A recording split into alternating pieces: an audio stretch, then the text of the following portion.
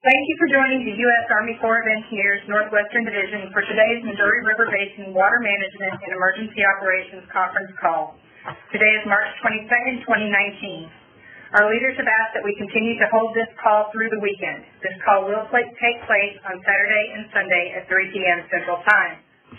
Today's call is intended to provide congressional representatives, tribal, state, and local government officials, and the media an update on the Corps' actions in the basin with regard to water management operations and support to local communities, states, and the tribes. I am Eileen Williamson, and I will be moderating today's call.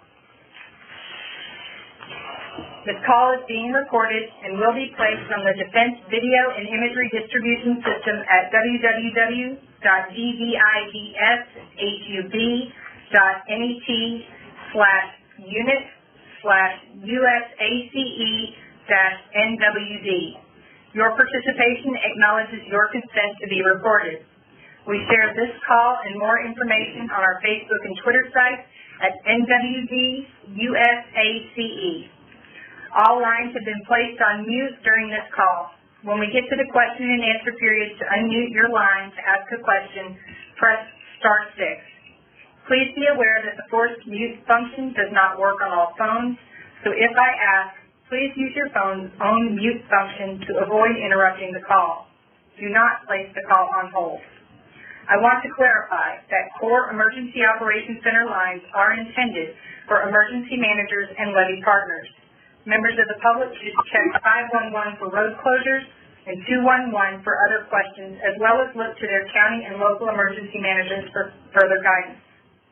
Today's agenda includes an update of the Corps' actions and plans for managing water releases from 6 main stem dams, an update from the National Weather Service, an update of actions being taken by the Corps Omaha District, an update of actions being taken by the Corps Kansas City District. And with that, I'll turn it over to you, John Remus. Thank you, Eileen. Hello, I'm John Remus, Chief of the Missouri River Basin Water Management Division. Our office is responsible for regulating the Missouri River Mainstem Reservoir system. Gavin's Point Pool has dropped below the surcharge pool. Pool elevation is currently 1208.08. The pool has dropped approximately 0.24 feet in the last 24 hours. Releases from Gavin's Point Dam remain at 24,000 cubic feet per second. Influent to the Gavin's Point pool have not declined as expected. Melting of the plain snowpack, primarily in northern South Dakota and southern North Dakota, has begun to enter the system. Pool levels in the Oahe, Big Bend, and Fort Randall reservoirs will begin to rise and may rise relatively quickly depending on the rate of the snowpack melt. This will require releases from Fort Randall Dam to be resumed. Due to this combination of conditions, we will not be reducing system releases. We plan to maintain the 24,000 cubic feet per second release until the next peak flow of the Big Sioux River occurs, and then we will begin to increase flows from Gavin's Point Dam. We will continue to evaluate conditions and make necessary adjustments. We will share our revised release schedule in our daily update, which is found on our website. As I just mentioned, plain snowpack has begun to run off into the system, and based on the amount of snow on the ground and the frozen soils, we are expecting nearly all of the water to run off. And the runoff may be rapid depending on the temperatures. Therefore, we will be reinitiating discharges from Fort Randall Dam. We will begin with a discharge of 4,000 CFS tomorrow, and then 8,000 CFS on Sunday. Our Gavin's Point and Fort Randall release reduction schedule has been shared with the National Weather Service's Missouri Basin River Forecast Center, for input into their forecast models. After my talk, Kevin Lau, lead hydrologist for the River Forecast Center, will discuss their Missouri River forecast. Regarding the entire 6-project Missouri River Mainstem Reservoir System, we have 15.2 million acre feet of the 16.3 million acre feet, of flood control storage, or 93% available to store upper basin runoff. We are reevaluating our March 1 runoff forecast. Preliminary indications are that the annual runoff in the upper basin above Sioux City will be more than what what was forecast on March 1st. We will continue to monitor runoff conditions over the next few weeks as the temperatures in the upper basin warm up and the remaining plain snowpack melts. Our next official runoff forecast will be April 1st. The one-page weekly update that my office usually publishes every Tuesday is now being published on a daily basis. We will continue to update this on a daily basis until mainstem system operations return to normal. This one-page document summarizes system conditions and our short-term operational plans. You can find this update on the Missouri River Basin Water Management webpage, highlighted in yellow under Weekly Update. That concludes my remarks. Thank you very much. Thanks. Kevin Lau, we'll turn it to you. So, thank you. And my name is... Can you speak up a little bit? You're a little bit hard to hear. Okay, sorry about that. Hello, everyone. My name is Kevin Lau. I work for the National Weather Service Missouri Basin River Forecast Center in Kansas City. The stretch from Rouleau to Atchison remains in major flood. The crest is going through St. Joseph today. We believe it crested this morning. The crest will be in Kansas City tomorrow night. As John Remus said, we continue to be in daily conversation with the Missouri Basin Water Management with respect to all of the main stem dam releases, and we incorporate those into our river forecast model. We also continue to be in conversation with both the Omaha and Kansas City districts with regard to the levee status, and this is the third day, I believe, that we've had a hydraulic engineer. I apologize to everybody for that to everybody. The phone was accidentally disconnected. Kevin, I don't know if you went ahead and got started, but we could not hear you, so if you could speak up. Yeah, can you hear me now? Can you hear me? Yes. Yes. Oh, do I need to start from the beginning? If you don't mind, sorry. That's fine.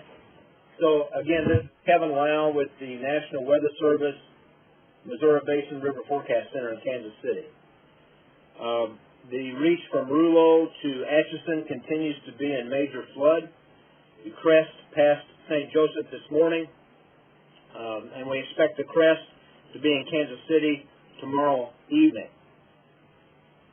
As John Remus mentioned, we continue to be in conversation with the Missouri Basin Missouri Basin Water Management Group with respect to the main stem dam release schedules, and we incorporate those immediately into our river forecast model.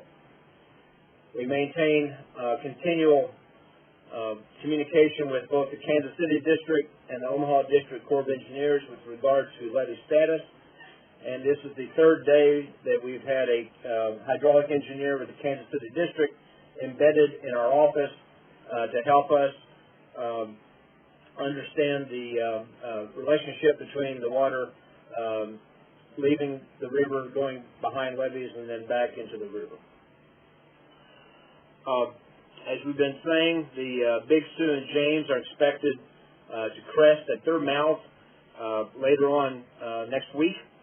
And right now it looks like the crest from both the Big Sioux and the James will fall into the recession of the hydrograph right now, coming down from Gavin's Point down to Kansas City, and probably will not significantly increase the stages along the Missouri River between at Sioux City. So our attention is now turning to other rivers in South Dakota, including the Moreau River. The Moreau River we expect to go into major flooding at the end of next week. The Moreau River flows into Oahe. The White River in South Dakota is in major flooding now, and it's actually at crest now, and it flows into Fort Randall. And I believe that concludes my flood potential brief. Thank you, Kevin. I'll turn it over to Lieutenant Colonel James Startzell, spelled S-T-A-R-T-Z-E-L-L, and allow him to provide the Omaha District update.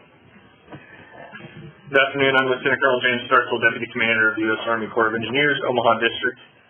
The Omaha District's focus remains on ensuring the safety of our citizens and communicating the conditions of the river systems to all of our partners and stakeholders.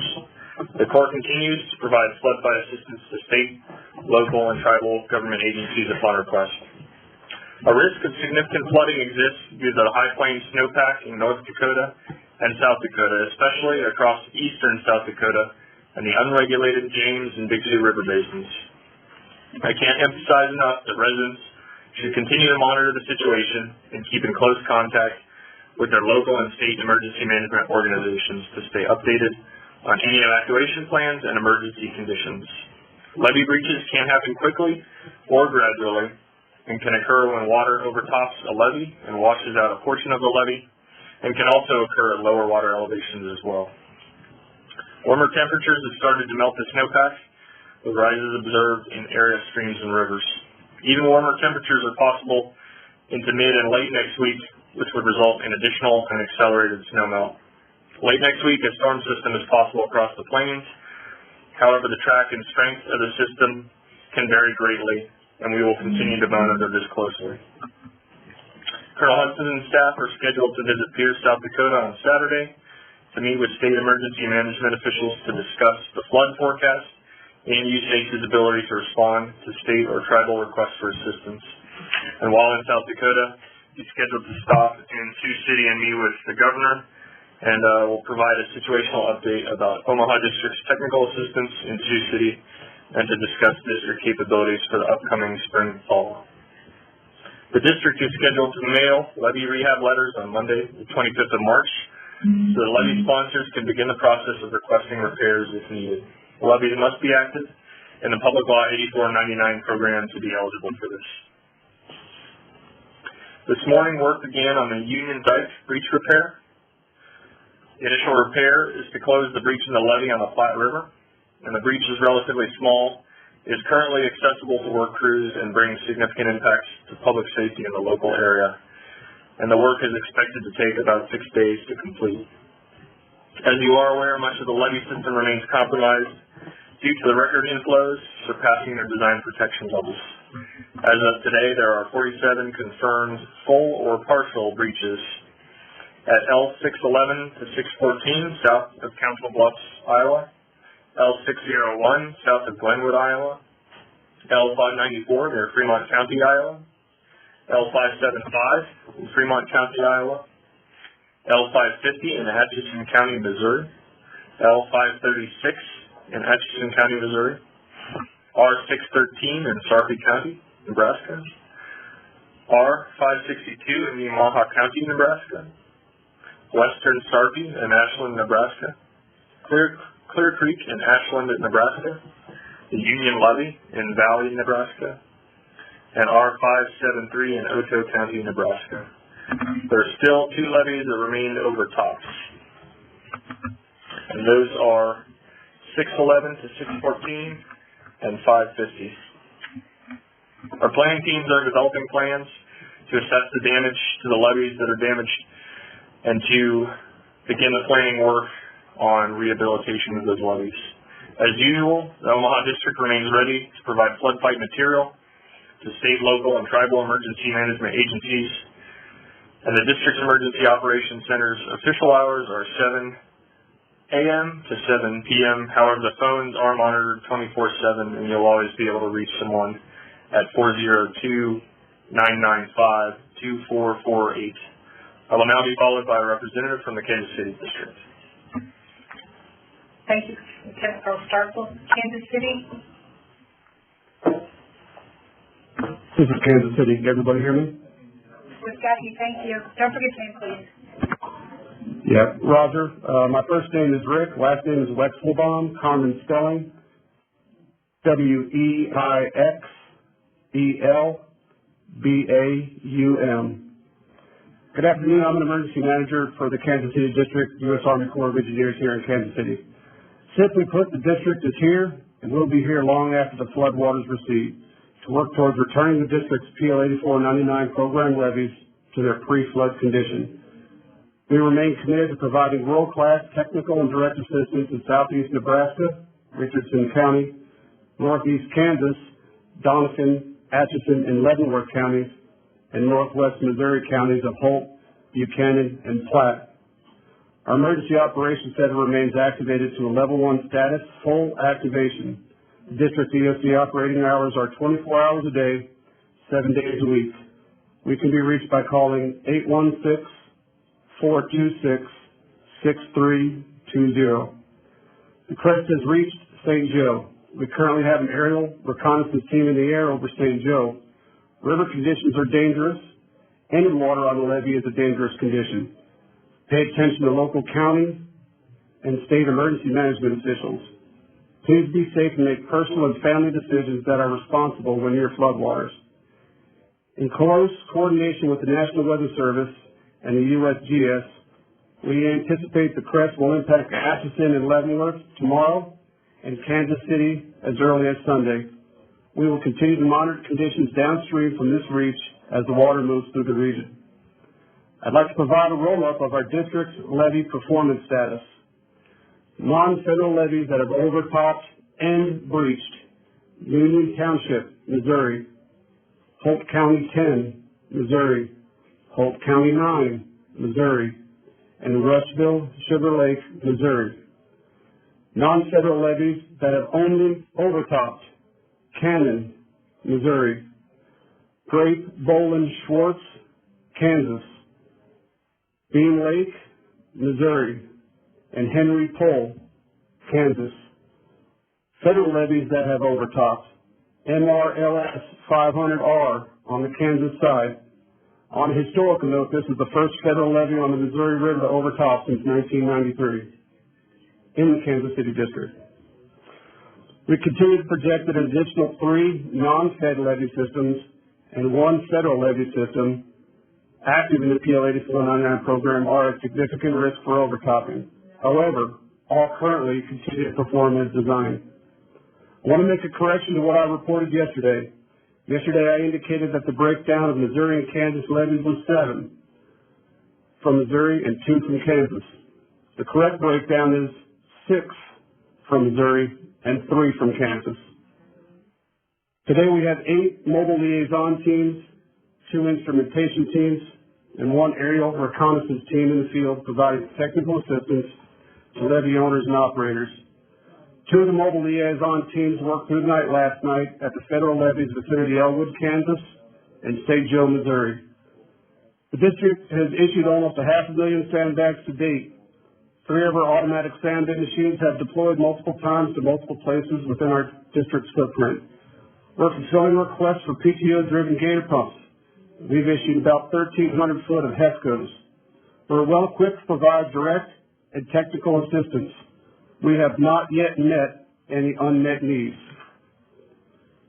We continue to provide support to the Kansas Department of Emergency Management, the Missouri State Emergency Management Agency, and FEMA Region 7. To conclude our remarks, we ask that those who read or hear these remarks understand that we remain ready to receive and support state requests for assistance. Our support will not conclude when the water subsides. It will conclude when the district has returned all PL 8499 program levees to their pre-flood condition. Thank you. This concludes the district's remarks. Thank you. Before we move to the question and answer section, we have one correction. Hey, this is Lieutenant Colonel Starkville. Yeah. Previously, I said that our commander was traveling to South Dakota to engage his leadership there tomorrow, and I said Sioux City, and in fact, I meant Sioux Falls. So, thank you for that correction. Thank you. All right, thank you for those updates. We'll now move to the question and answer session. Remember to state your name and the organization that you represent before asking your question. Questions will be first for congressional, tribal, state and local officials, and then we'll move to the media. Please wait for your group and state to be called. Remember to hit *6 to unmute your phone. I will go by state in alphabetical order, beginning with the state of Iowa. Again, *6 to unmute your phone, congressional, tribal, state, and local officials.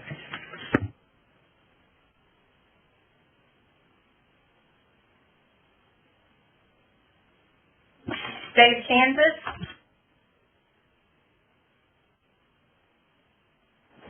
Missouri.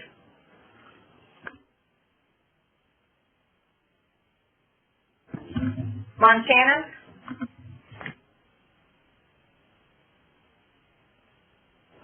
Nebraska.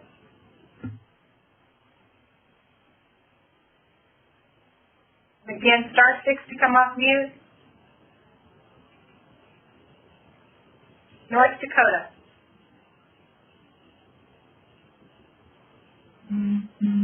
South Dakota. Hi, this is Missouri. Sorry, a little late on that one. That's okay. Go ahead, name and organization, please. Hi, this is Victor from the House Transportation Committee under Congressman Sam Graves from Missouri. Just kind of wanted to ask on a status update of levees around St. Joseph's and by Kansas City, kind of expected damages, if any. Kansas City, can you take that, please?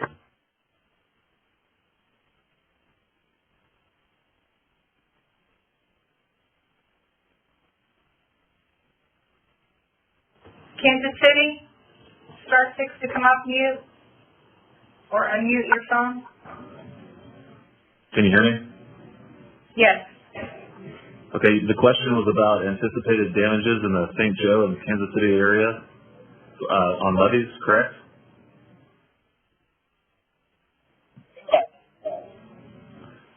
Okay, so anytime water gets up on our levee systems, we can anticipate damages. Sometimes that can be as minor as just grass kill, but prolonged periods of loading can cause underseepage, sand boils, moving material under the levees. We know now that we have a number of breaches on levees. We have 6 breached levees that will require extensive repair. The levees that have overtopped will also likely require extensive repairs. Right now, we do not anticipate any major damages to levees in the Kansas City metro area. However, we're monitoring that situation closely. Does that answer the question, sir? No, that's really all I need to know. Thank you.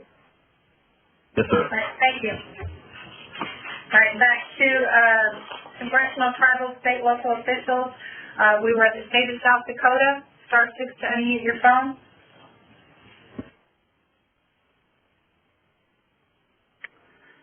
Hi, my name is Mauro Forbear from the chairman's office from the Cheyenne River Sioux Tribe. Go ahead.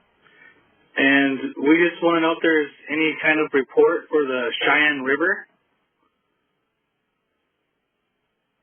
Kevin Lau. Yes. Cheyenne River is now in minor. It will remain in minor through probably the first week of April. But unless it rains, I don't expect anything worse than just minor flooding along the Cheyenne. Does that answer? Yes, it does. Thank you. You're very welcome.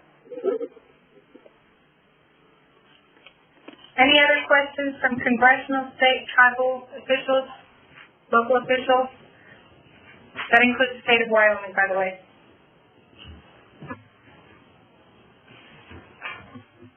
Okay, we'll move to media. Again, state your name and the organization you represent before asking your question. Star 6 to unmute your phone. We'll start with the state of Iowa.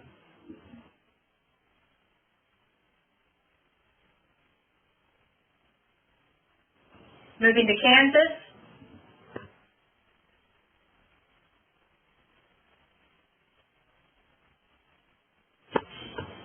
Missouri.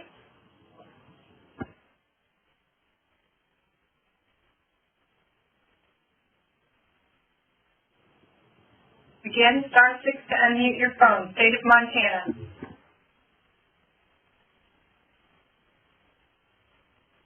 Nebraska.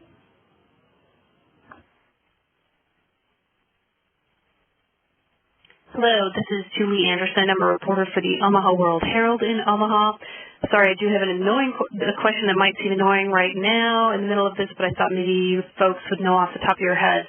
How high are our levees here in Omaha, stage-wise? I've heard roughly 40 feet. Is the flood wall the same? and what kind of water level would it take to go over the top of said levees and flood wall? Just a second, Julie. Thank you. Can you clarify your question, please? Sorry, the height of the levees in Omaha, and also the flood wall, and stage-wise, I've been told it's about 40 feet. Not sure if that's the best answer, so I'm just trying to clarify that, and then see or if there's freeboard above that. Hey, Julie, this is Lieutenant Colonel Startzel. I want to make sure I get you the exact right answer on this, so I'll check in with my engineers and we'll give you an answer very quickly. Okay, thank you.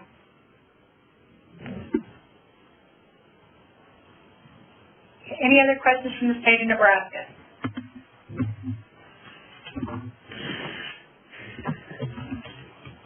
North Dakota? Oh, go ahead. This is from Missouri. I had a hard time unmuting my phone. I got it unmuted. Are you going to come back around from Missouri? Go ahead. Yes. In Missouri, the governor and members of Congress have been very critical of the sort of focus and direction of the Army Corps of Engineers when it comes to treatment of the rivers. I'd like to get comment on the behalf of the Corps of Engineers about that. Yeah, this is John Remus, Chief of the Water Management here in Omaha. Could you be a little more specific on your question? Yes, sir. It has, one second. Go ahead, and I will get someone in here with the actual specific wordage. Okay, I'll come back around. Thank you. Okay. Okay, were there any other questions from the state of Nebraska while we anticipate their return? Okay, state of North Dakota? Again, star 6 to unmute your phone.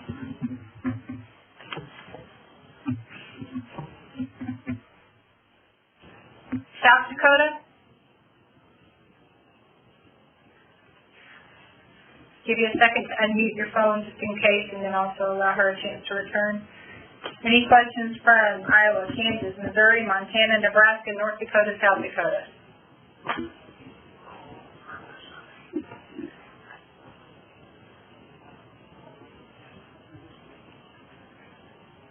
Is our person from Missouri back yet?